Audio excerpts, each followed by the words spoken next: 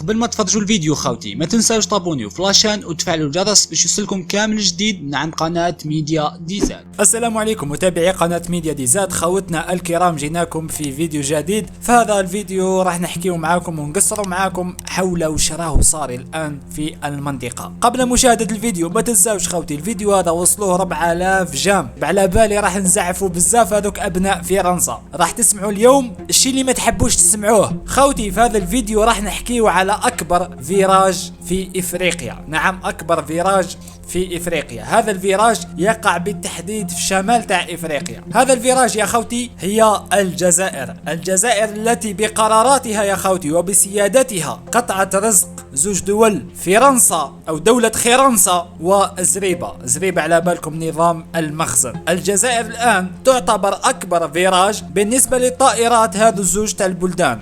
اكبر فيراج. نعم الجزائر يا خوتي الان صدقوني راح تربيهم بالواحد. كما راكم تشوفوا خوتي في هذه الصور تتضح مسار الطائرات الفرنسية. كما راكم تشوفوا قامت باكبر فيراج شفتوا في حياتي، صدقوني اكبر فيراج شفتوا لطائرة في حياتي في السماء. وديروا فيراج يا الخونة يا ابناء فرنسا. شوفوا مليح الجزائر ماذا تفعل الان. شفتوا مليح السيادة الجزائرية ماذا تفعل. وبينسير كاين واحد برك بلد واحد اللي راهم رافخين للذل واللي هو المخازن استقبلوا الطائرات الفرنسية، يعني ولاو يعديو فوق المجال الجوي المخزني ويروح نحو المنطقة اللي راهم حابينها. خسائر بالمليارات ستتكبدها الخزينة الفرنسية. يا ماكرون حبيت فقط نقول لك وحبيت نذكرك انه اليوم على ما اظن كاين مشكل في بلادك وانت ما على بالكش به وماكش سامع به. على بالك وقيل غير بالجزائر على ما اظن انت مريض فقط الى بالجزائر. وكالة رويترز احتجاجات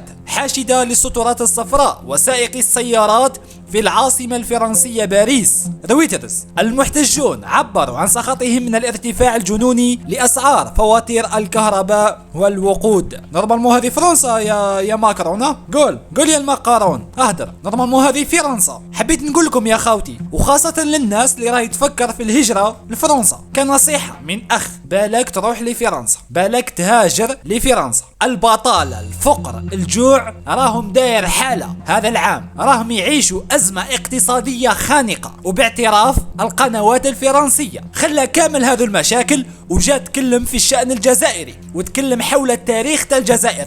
تاريخ الرجال 5,600,000 شهيد يتكلم عليه واحد خانس كيفك يا ماكرون يلي بينت مصاصيتك في لايف. نعم بينت مصاصيتك لكل الناس. 90 مليون فرنسي شافوك كذاك، مش 90 مليون فرنسي وإنما نتكلم عن العالم كامل شاف هذاك اللايف. تتكلم في الجزائر أيضا خوتي. في هذا الفيديو راح نحكيو وراح نردوا على هذوك الناس أبناء فرنسا اللي مجدوا فرنسا أي حاجة يمدوا مثال بفرنسا. المشكل اللي راهو صاري في الجزائر سواء خوتي من غلاء المعيشة. نعم نعترف باللي كاين صح غلاء في المعيشة، زيادات في الأكل، زيادات خاصة خوتي في البقوليات. هذا الفيديو كما راكم تشوفوا هذا الفيديو مصور من فرنسا. شوفوا لاشان يا خوتي، شوفوا لاشان شحال راهي كبيرة من اجل ثاني البقوليات ومن اجل المواد الغذائية. صاري مشكل كبير في الماكلة، هذا المشكل عالمي. يجيو ابناء فرنسا وينشرون الخبر على اساس انه الا في الجزائر اللي كاين هذا المشكل. شفتوا الحقائق. كي تشوفوا الحقائق هكذا خوتي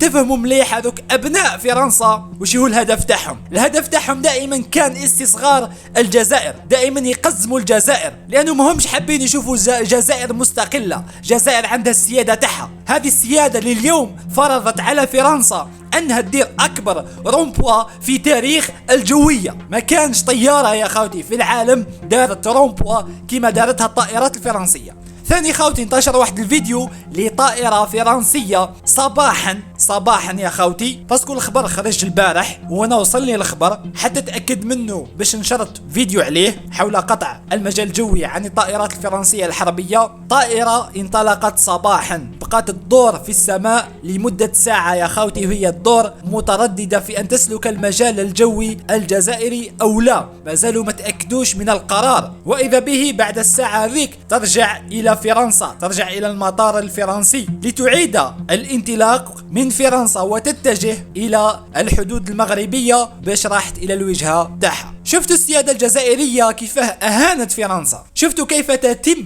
إهانة هذا البلد المستعمر، البلد النتن، وتاريخكم يشهد على هذا. أنتم بلد نتن، دوما اللي اخترعتوا روائح. اكبر الماركات الريحه يا خوتي خرجت من باريس. كانوا ما يدوشوش هذا الناس يا خوتي اللي راهم الان جايين يتكلموا في التاريخ الجزائري. روحوا اقراوا على التاريخ الجزائري، تاريخ مليء الا بالرجال، مليء بالبطولات والتضحيات. الان جاي واحد بز كيفك تحل فمك عن الجزائر، تتكلم في الجزائر. انت اصلا شكون؟ انت عباره عن مراهق نعت مصاصيته في لايف يا ماكرون. لذلك من هذا المنبر نقول لاي دوله تحب تخلط في الجزائر من اليوم فصاعدا، الجزائر تتعامل بالند للند. تغلط تخلص، تغلط تخلص يا اخي، تغلط تخلص. هنا المخزن استفز الجزائر بالخراجات تاعو، تم قطع العلاقات. زادوا يستفزونا شوي، قطع المجال الجوي عن كل الطائرات المخزنية. ما كانش طائرات مخزنية تعدي من فوق الجزائر نهائيا. خسائر بالملايير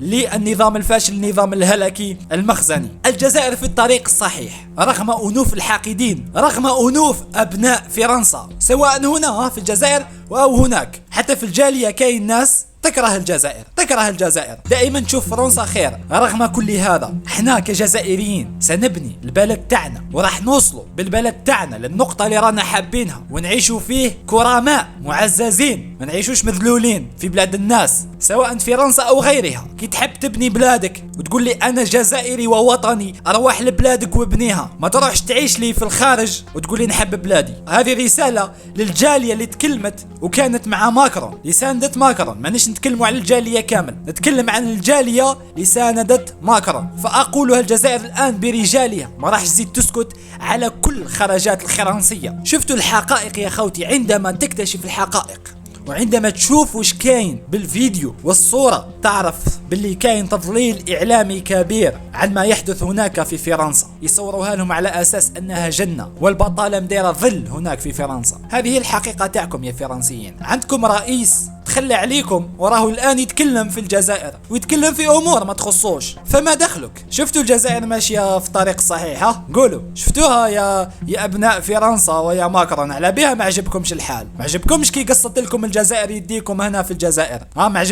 عجبكمش أنه كامل الشركات الفرنسية الآن راهي توجد في الكابا تاعها باش ترحل من الجزائر؟ ما هضمتوهاش؟ إما لا نقول لكم حاجة قبل أن تتكلموا في الجزائر وعن ما يحدث في الجزائر، عسوا بلادكم، شوفوا وش راهو صاري في فرنسا، ابري نحكيو هنا في الجزائر. المهم خوتي انتوما خليونا رايكم في التعليقات، وردوا على كل واحد من ابناء فرنسا يجي سواء يتكلم بسوء عن الجزائر او احد رموز السيادة الوطنية، وردوا عليهم في التعليقات. السلام عليكم خوتي. وفي الاخير ما تنساوش ديروا لنا جام وتشاركونا رايكم في التعليقات. سلام.